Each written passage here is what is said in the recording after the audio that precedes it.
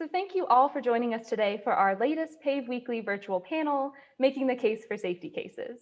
As a quick reminder, you'll be able to find the full recording of this panel later today on our website at www.pavecampaign.org, as well as the other 30+ panels we've hosted since last year, or follow us on social media at PAVE Campaign to keep up with our latest updates. Sorry, little plug there, had to do it. So my name is Tabitha Coulter, and I'm PAVE's Director of Operations, and I'll be the moderator for today's panel. We have two very special guests today with an enormous amount of expertise in safety and autonomous vehicles between them, and we are delighted to have the chance to bring them on to speak directly with you on the topic of safety cases.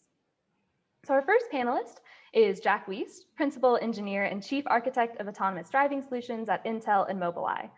I will give him a chance later in the panel to talk more about his work on the topic, but needless to say, he is one of the most influential and respected voices in this space, and we are honored to have him back on our panel series for today's conversation. Thank you again, Jack, for being here.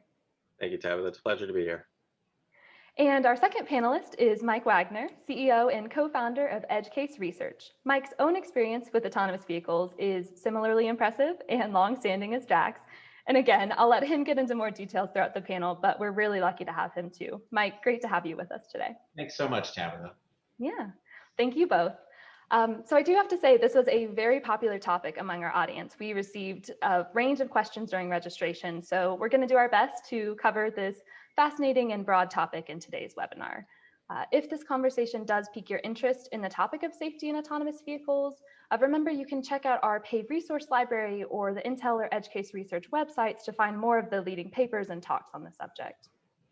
So I know it's a bit of a cop-out to start with a definition question from the title, but I do want to make sure we're really starting from the beginning and bringing as many people with us along the way for this discussion. So for our first question, Jack, I was hoping you could start us out by explaining to our audience the broad definition of what a safety case is.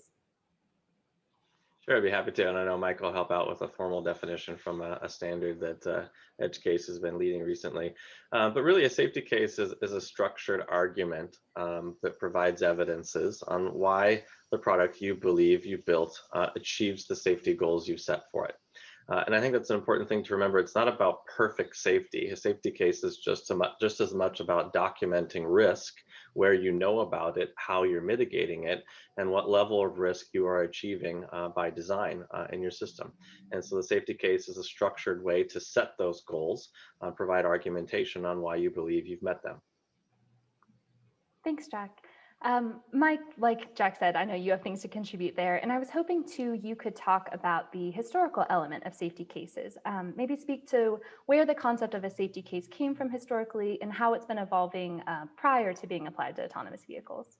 Sure, yeah. So safety cases have been around for quite some time now in a number of very safety critical industries like aerospace, rail, nuclear, and you know, they come from a need to be able to communicate safety of sometimes very kind of different and sometimes novel approaches.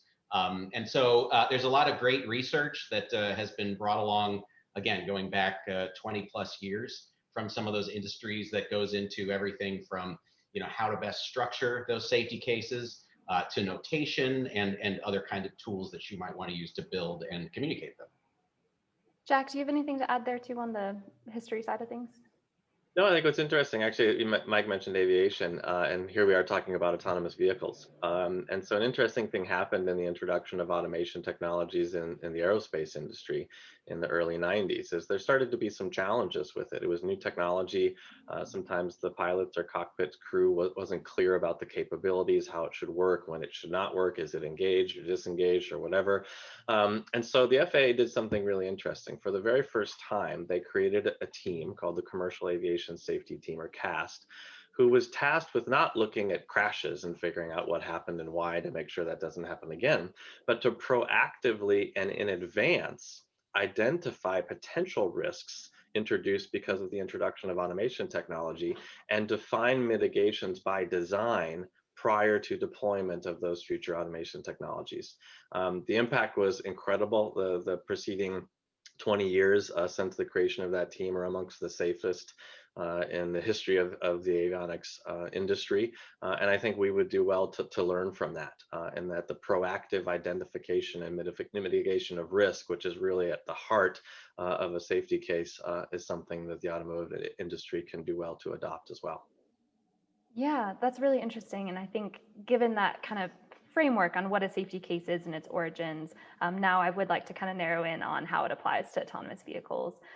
So Mike, could you kind of start us off with explaining what some of the unique challenges involved with understanding and measuring safety in autonomous vehicles are, as compared to some of those historical examples like the aviation that Jack just talked about? Sure. So there's a lot in common, actually. First of all, so I want to be clear on that. We can take some of those lessons learned and I think apply them pretty effectively. But there are some unique challenges. One is complexity. These autonomous systems are very complicated, software-driven systems, and furthermore, they're also autonomous. And so by that, it means that they're supposed to handle a number of unanticipated situations safely. And that's really where I would like to tie into the point that Jack was just making, because really, I think key to the use of safety cases for autonomous vehicles is to be proactive, so that you can learn about potentially hazardous situations before they become a big problem. And Jack, I think Mike may have just hinted to this a little bit, but what is it about safety cases that make them such a natural fit to address autonomous vehicles? Yeah, I think it's the structured way in which you organize the safety case. You know, if you take an autonomous vehicle, it's essentially a robotic system. So you've got sensing, you've got planning, and you've got actuation. Actuation, well covered with control theory, and it's a very mature aspect of vehicles today. Sensing and planning, these are the new pieces. So let's break those down one by one, right? What can we do to make sure that the automated vehicle always makes the right decision? From a planning standpoint, and that's where the use of formal models like RSS can help. From a sensing standpoint, how does a sensing failure contribute to your ability to achieve your safety goal, which might be, don't crash. If you fail to detect something a mile away, does that matter for safety? Probably not. What matters is what's safety relevant. That could cause a violation of your safety goals and may lead to a bad decision. So it's a very logical and kind of structured way in which you can drill down into the details and then assign a specific risks or exposure, and then you can by design figure out how to mitigate those. Yeah, thank you so much, Jack. And before we get into kind of those specific frameworks that you guys have both worked in, which I know you've done a lot, Mike, is there anything else you want to kind of add more broadly about safety cases and their application to AVs? Sure. One of the nice things about a safety case approach, as Jack's mentioned, is the structure. And the structure allows you to tie empirical data back to your safety case claims. So you don't just generate data for data's sake. You don't just accumulate test results for no precise reason, but you can tie together the powerful data, which is critical for autonomous systems, which are dealing with a ton of data, but you put it within an actual structured argument that helps explain why that data is so valuable. Thank you so much. So like you mentioned, you both have been deeply involved with your organizations in the development of safety case-like frameworks. And I'd love to give you both a few minutes to really discuss that work more in depth. Could you describe those efforts, what their goals are, and how they could be achieved? Jack, I'd love to start with you and your work with RSS, as you mentioned, and Ieee P2846, and then we'll move on to Mike. Thanks, I'd be happy to. So one of the things that's important about at the heart of RSS is this concept of needing to make reasonable worst case assumptions. And human drivers do this all the time. There's no such thing as perfect safety. If we want an automated vehicle that would never get into an accident, it should just stay in the garage. And so we have to understand what is reasonable and foreseeable to expect. Should autonomous vehicles be designed to deal with cases where a plane lands on an interstate? Well, it happens, not with great regularity, but it happens, right? Is that reasonably foreseeable or not? And so the point is if you can define reasonable worst case boundaries, then within those boundaries, you can provide strong safety assurance. And that's really what the RSS model does, but it's based on this need to be able to make an assumption about what is a reasonable worst case assumption that you can make. And that's what we're doing in IEEE P2846, is we're defining what are the assumptions that are necessary to consider in different driving scenarios that we encounter every day. Everything from a simple car following scenario where you need to make an assumption about what is the maximum deceleration of that car that I'm following. Is it a global worst case because somebody's put a race car on the road in one country on the world, or is it something more typical or reasonable that would allow the automated vehicle to navigate safely but still fitting in with traffic flow? Pedestrians, we humans drive next to sidewalks going 35, 40 miles per hour all the time, which is ridiculously unsafe if you think about it, but it works. Why does it work? Because we make an assumption. We assume if that pedestrian is on the sidewalk, they're going to stay on the sidewalk. Why do we assume they're going to stay on the sidewalk? They're a heading angle. What we know conceptually or intuitively about the kinematic capabilities of humans to change direction and how fast they can do that. All of these things, through intuition, we humans learn. And here we have an opportunity to formalize this for machines in a transparent way so everyone can agree we're making the right assumptions at the right time in the right scenarios. Thanks, Jack. And for people who maybe aren't as familiar with the concept of standards or sort of how this might work, could you explain a little bit about the flexibility of that system? Like, are you providing a very strict and rigid checklist that people need to follow, or how does that general format go? No, it's an excellent point, and this is where we'll give a shout out to our partners in government. Industry and government have an opportunity and really a need to work together here.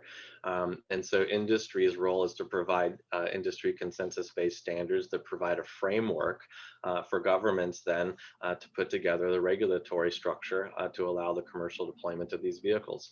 So our standard will provide a framework to say, hey, these are the assumptions that these machines need to make. Regulation can provide the specific values for those assumptions, because ultimately this notion of driving safely is cultural.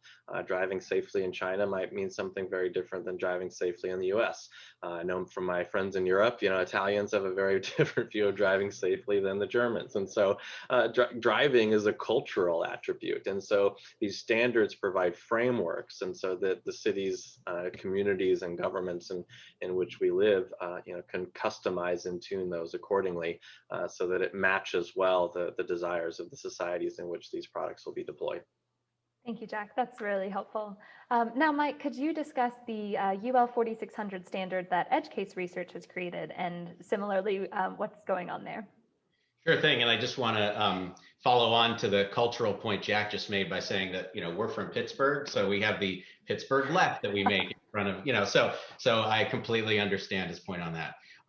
So we started out talking about safety cases as being really valuable for communicating safety of sometimes complex and novel systems. So then the next question becomes, how do you evaluate how good the safety case is, right? There's a lot of informal things you can look for. You can look at the quality of the argument that the safety case has made. You can refer out to standards to see that they're using some of the best practices that Jack was just mentioning, and others as well. But ultimately, what we want to get with UL 4600 is we want to get to the point where that safety case itself can be assessed in a consistent way and in a meaningful way. And so what UL 4600 is really about is all the different things that you would want to check that safety case has, right? So if you read through its almost 300 pages of material, if you ever can't get to sleep, definitely check it out at ul4600.com. But basically, it's a very long checklist of things that you want to look for. And we helped create that list with guidance from folks from the aviation industry, from the defense industry, who do these kinds of assessments all the time. And so we're really trying to provide the rubric against which you can assess these sometimes complicated safety cases. Yeah, thank you both for that explanation. And Mike, I really liked your point that people can go on and read the entire standard if they want to. So just a reminder that, again, you can go to Edge Case Research's website or Intel Mobilize. They both have great resources, from videos that, Mike and Jack and other people have done on them, to white papers and summaries that can really help you kind of learn more about the details of those specific standards and cases. I think you bring up a good point, Tabitha. The reason why we and Edge Case both, I think, are providing so much of this information is the importance of transparency in creating public trust. A safety case that's basically, trust me, it's a proprietary secret, I can't explain it to you or tell you about it, is not a sufficient safety case in our view. And so I think that's why we've been very open. That's why we published our safety model in 2017, RSS, for everyone to see, provide feedback on, criticize it, try to break it, tell us where it can be improved, because that dialogue will make us all better. And when it comes to safety, we really believe that's something that should be common ground, for the industry, and not really a point of significant proprietary differentiation. And it's also really valuable to be clear about what the assessment needs are for somebody who wants to make a case for safety that's better than, trust me, I'm smart, because the alternative might be, well, here's every bit of data we've collected from every test, but that's also not necessarily meaningful or effective. And so one of the things that I think, the IEEE standard does super well, and the RSS work does super well, is it really frames up what you need to prove out, what you need to show in a super meaningful way that I think helps push the whole conversation forward in the industry. Mm-hmm. Yeah, I think you both touched on this with your answers just now, but as we were thinking about that process of creating a safety case, I want to ask you about the other benefits of the process. So like Jack mentioned, that transparency there, so obviously it can help demonstrate safety in the engineering process, but what other benefits come out of that exercise of creating a safety case? Mike, let's start with you, and then Jack can chime in with any additional thoughts. Sure. Well, we focus at EdgeCase, we focus in on the communications aspect. And we think that a safety case plus a sort of well understood assessment method allows many different sort of participants in the autonomy ecosystem to communicate safety to each other, right? So whether you're, a vehicle operator that is looking to, convince stakeholders that they're following all the processes, or whether you're a technology provider that's looking to say, hey, I have this new algorithm or this new component, and I've done all my homework. We think that this allows those contracts, those conversations to occur in a really meaningful and powerful way. Yeah, and I think the added benefit of peer review, whether it's you're doing your own internal kind of assessment or you're working with an external assessor. Before we put cars on the road in Munich, Mobileye worked with TÜV to do a detailed kind of safety analysis of our approach to understand, hey, how is this thing safe by design? What are the methods and processes that went into developing this vehicle to make sure it should be allowed on the streets in Germany? And that peer review process is constructive and helpful because others can always find things maybe that you didn't see when you're living in it day to day. So again, that transparency and openness about how the system works, why we think it's the right approach, it can only make the system better. Just like you don't achieve security through obfuscation, I don't think you achieve safety either through those approaches. Yeah, that's a great point, Jack. So one other, really important point you both have made is that the idea of creating a safety case is focused more on creating a framework rather than that strict formula that people have to follow to the letter. And so as we've mentioned, that flexibility is a really important part of that, but I think it can also raise a few questions for the general public or those not tightly involved in the process. I've heard it mentioned that safety cases might seem like a grading your own homework kind of opportunity. And so given that the current era of misinformation, couldn't an unscrupulous company just treat a safety case as a PR exercise rather than an honest self-assessment? Jack, I'm especially interested to hear your input there. Yeah, sure. I think as Mike and I have articulated, a safety case done right is a structured, logical argument, that's driven by data and reason. And so if you treat it as a PR exercise, you're going to skip steps that could uncover serious risks. And on behalf of the whole industry, we should be concerned about that because all it takes is one bad actor to tarnish the name of autonomous vehicles, in the public's eyes. And so that's why consensus-based standards and industry partners and even competitors coming together around the table, like we have in IEEE P2846, is an important way to show unity and a commitment to the transparency of how these systems are designed and getting aligned on what does safety mean. Yeah, and then Mike, what is edge case research and UL 4600 trying to do for that too? Yeah, so UL 4600 has an entire section of the standard that talks about how the assessment is done, and it talks about how you can set up the incentives of the different teams in your organization to help support proper assessment. And it deals with a lot of the practical complexities involved here. But also, another important piece of a UL 4600 assessment is what are called safety performance indicators, which ties back to this data. And so if somebody is really looking at these safety performance indicators, it's very hard to kind of just grade your own test, because you're looking at the way the world actually works. And again, if you're using other standards like the IEEE standard, then you can inform how you design those safety performance indicators and build a really strong fact-based safety case. Yeah, we got another similar audience question asking what the feedback has been from the AV community on the development of safety cases, and I was hoping you two could talk on that as well. Sure. I guess I'll start real quick by saying that the way the UL 4600 standard is maintained and by the way, actively maintained, there was a version that was, the first version was released in April of last year.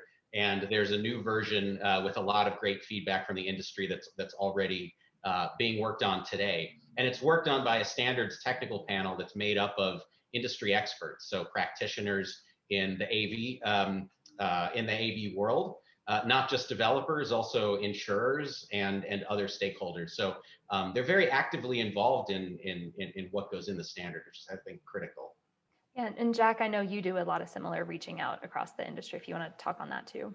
Yeah, for sure. And I'm honored really as the chair of IEEE P2846 to have an incredible collection of over 30 different member companies. I co-chairs from Waymo, our secretaries from Uber, ETG, I guess now Aurora.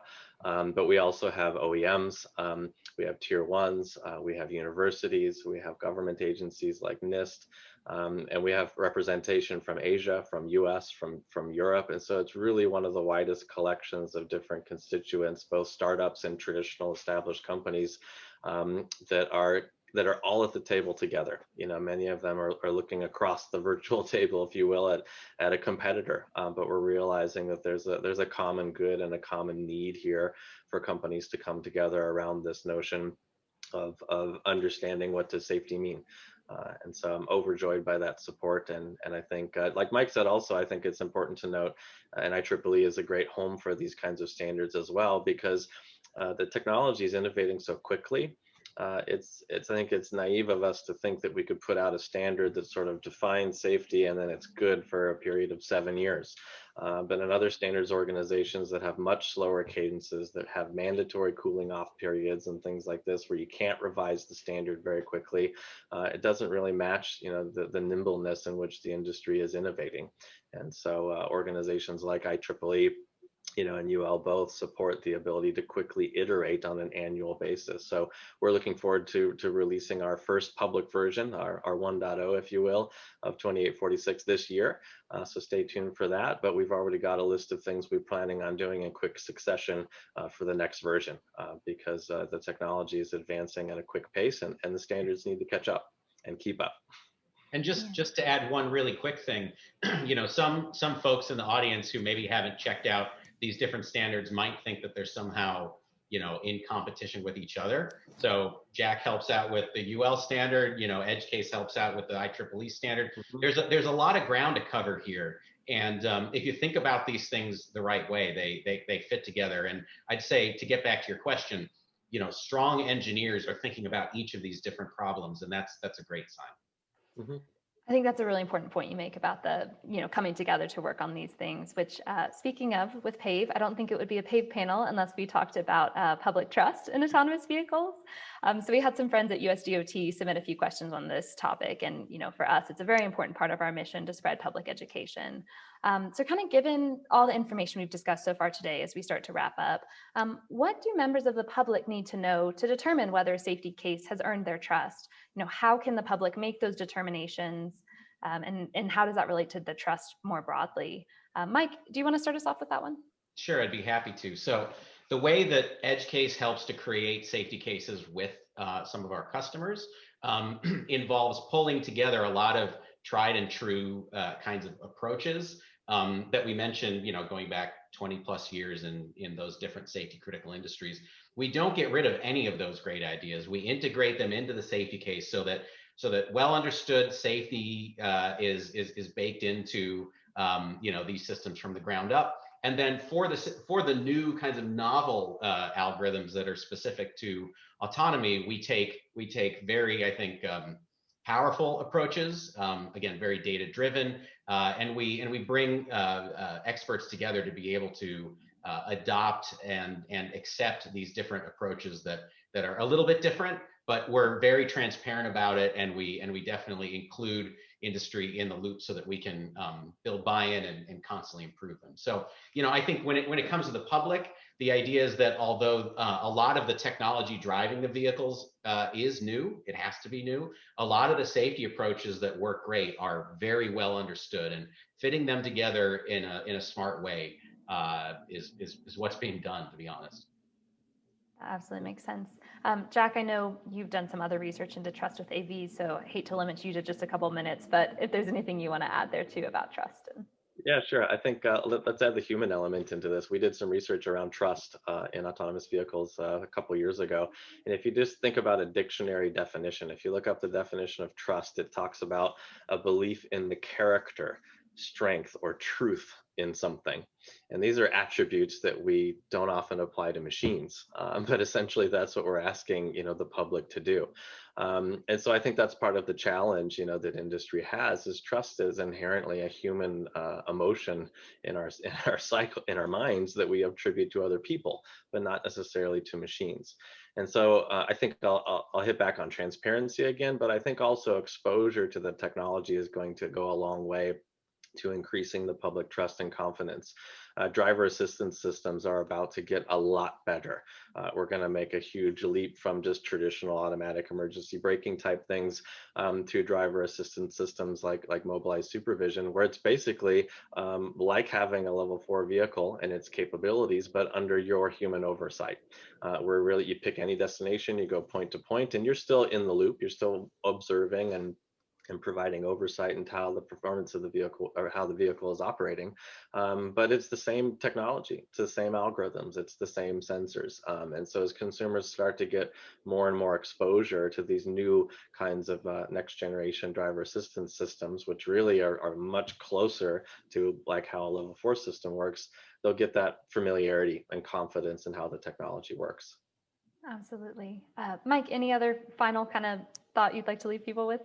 Yeah, again, I think that there's a tremendous amount of innovation in this space, and I think that over the past couple of years, for sure, there's been a tremendous amount of attention on safety and trust and safety engineering concepts, and I think that's been fantastic to see a lot of that come to fruition and be codified in some of these standards. So yeah, it's been a super exciting time to see a lot of progress in this particular area.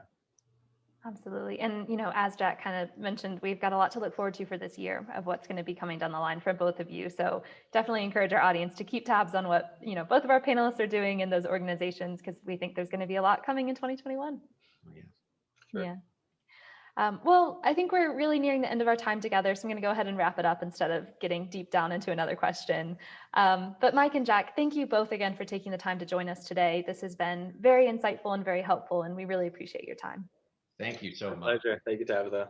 Yeah, and thank you to our live audience for joining us again this week, and especially those who submitted questions in advance. If you'd like to follow up with us or one of the panelists on this topic, please reach out to us via our website or just reply to the registration email. And as a little sneak preview for the month of February, our PAVE series is going to be focused on the topic of equity in AVs. We'll be releasing the lineup for the month's panels soon, so make sure to keep an eye out for those as we talk about topics such as older Americans in AVs, AI bias, and mobility issues. Keep an eye out on our website and social channels, and have a great rest of your day. Thank you all.